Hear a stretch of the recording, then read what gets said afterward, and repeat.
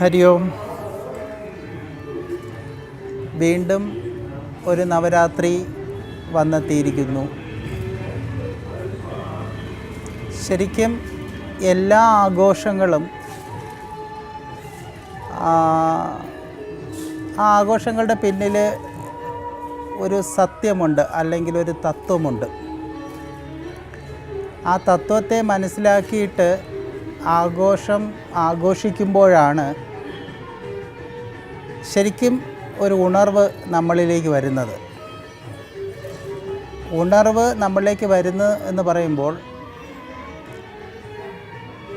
ഉറക്കത്തിൽ നിന്നുള്ളൊരു ഉണർവ്. നമുക്കറിയാം, ശിവരാത്രി, നവരാത്രി, ഈ ആഘോഷങ്ങളെല്ലാം, എന്തിന് നമ്മുടെ ശ്രീകൃഷ്ണ ജയന്തി ഉൾപ്പെടെ, ഇതെല്ലാം രാത്രിയെ ഡിപ്പെൻഡ് ചെയ്തിട്ടാണ് ഈ ആഘോഷങ്ങളെല്ലാം നിലനിൽക്കുന്നത്. അപ്പോൾ ഈ രാത്രിയുടെ റെപ്രസെൻറ്റേഷൻ തന്നെ അന്ധകാരമാണെന്നും അറിവില്ലായ്മയാണെന്നും എന്നുള്ള ഒരു കോൺസെപ്റ്റാണ്. അപ്പോൾ ഈ അറിവില്ലായ്മയിൽ നിന്ന് അറിവിലേക്കുള്ള ഒരു പ്രയാണം, അപ്പോൾ ഈ ഉറക്കത്തിൽ നിന്നുള്ള ഒരു ഉണർവ്. അതിനാദ്യം എന്താണ്? ഞാൻ ഉറങ്ങുകയാണ് എന്നുള്ളൊരു ബോധം നമ്മളിൽ ആദ്യം ഉണ്ടാവണം. ഞാനിപ്പോൾ ഉറങ്ങുകയാണ്, എൻ്റെ ഉറക്കം കാരണമാണ് ഞാനിപ്പം ഫേസ് ചെയ്യുന്ന ഓരോ പ്രശ്നങ്ങളും. അപ്പം ആ ഉറക്കത്തിൽ നിന്ന് എനിക്ക് ഉണരണം. ആ ഉണർവ് എങ്ങനെയായിരിക്കണം? ഞാൻ തന്നെയാണ് ഉറങ്ങുന്നത്, ഞാൻ തന്നെയാണ് എന്നെ ഉണരുവാൻ അല്ലെങ്കിൽ ഉണർത്തുവാൻ ശ്രമിക്കുന്നത്. അപ്പോൾ അവിടെ ഒരു ചെറിയൊരു കോൺഫ്ലിക്റ്റ് വരാം. വേറൊരാൾ ഉറങ്ങുമ്പോൾ അയാളെ ഉണർത്താൻ എളുപ്പമാണ്, പതുക്കെ വന്ന് തട്ടി വിളിച്ചാൽ മതി.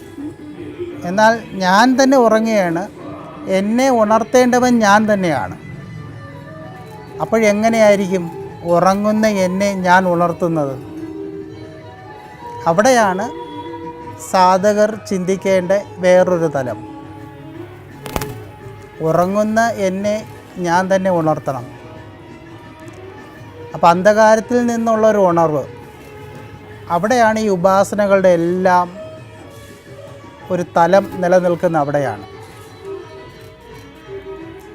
എല്ലാ ഉത്സവങ്ങളും, ഭാരതത്തിൽ നമ്മൾക്കറിയാം, എല്ലാ ഉത്സവങ്ങളുടെയും പിന്നിൽ ഓരോ ഋഷിമുനിമാരുടെ ചിന്തയുണ്ട്.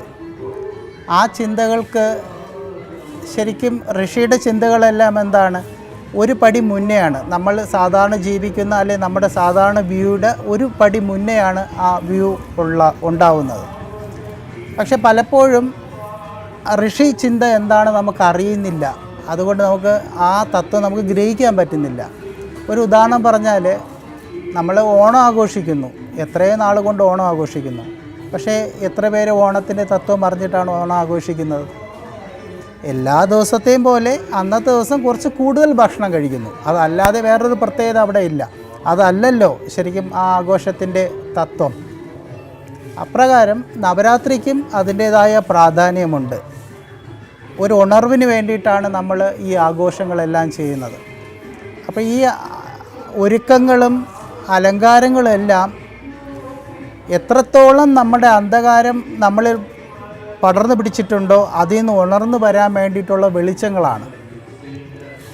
അപ്പോൾ ഓരോ ആഘോഷങ്ങളും അതിൻ്റെ തത്വം മനസ്സിലാക്കിയിട്ട് നമ്മൾ ചെയ്തു കഴിഞ്ഞാൽ തീർച്ചയായിട്ടും നേരത്തെ പറഞ്ഞതുപോലെ ഉണർവ് നമ്മളിൽ സംഭവിക്കും. നവരാത്രി 9 ദിവസമാണ്. 10ാമത്തെ ദിവസം വിജയദശമി. അപ്പോൾ ഈ 9 ദിവസം വിജയം നേടിയിട്ടില്ല എന്നുള്ള അർത്ഥമുണ്ട്. അപ്പോൾ എന്തോ ഒരു പ്രയത്നം ഈ 9 ദിവസം അവിടെ നടക്കുന്നുണ്ട്. ആ പ്രയത്നത്തിൻ്റെ റിസൾട്ടാണ് 10ാമത്തെ ദിവസത്തിലുള്ള വിജയ പരാജയം എന്തോ ആയിക്കോട്ടെ. പക്ഷേ ഇവിടെ പറയുന്നത് വിജയദശമി എന്നാണ്. അപ്പോൾ നമുക്കവിടെ ഒരു ഹോപ്പുണ്ട്. ഒരു സാധകന് അവൻ്റെ ഉപാസനയിൽ മുന്നോട്ട് പോയി കഴിഞ്ഞാൽ വിജയിക്കും എന്നുള്ളൊരു ഹോപ്പുണ്ട്.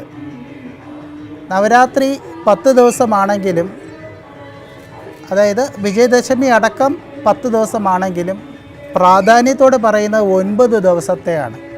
കാര്യം ആ 9 ദിവസം നമ്മുടെ ഉപാസനയുടെ കാലമാണ്. അതായത് പ്രധാനപ്പെട്ട 9 ദിവസം. ആ 9 ദിവസത്തിൻ്റെ പ്രാധാന്യം അല്ലെങ്കിൽ നമ്മൾ കൊടുക്കുന്ന അർപ്പണത്തിൻ്റെ റിസൾട്ടാണ് 10ാമത്തെ ദിവസത്തെ വിജയം.